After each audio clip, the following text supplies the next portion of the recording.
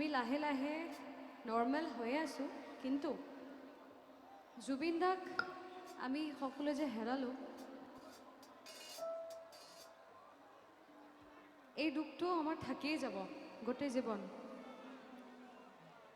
কিন্তু মই অকল এইটোৱে বিচাৰোঁ যে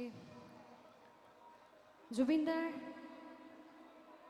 বহুত মৰমেৰে জুবিন দা যিবিলাক গান বনাইছে, জুবিন দা যিমান সৃষ্টি কৰিছে, জুবিন দাৰ গোটেই সৃষ্টিবোৰ জীয়াই ৰখাৰ দায়িত্ব কাৰ? আমাৰ হয়নে? আমাৰ। আৰু আজিৰ অনুষ্ঠানত মই প্ৰথমৰ পৰা শেষলৈকে যিকেইটা গান গাম, গোটেইকেইটা জুবিন দাৰে গান গাম। কাৰণ আজি যি ভিৰটো হৈছে, সেইটো কাৰ কাৰণে হৈছে? জুবিন দাৰ নামটো অকণমান চিঞৰি কওক সকলে, কাৰ কাৰণে আজিৰ ভিৰটো হৈছে?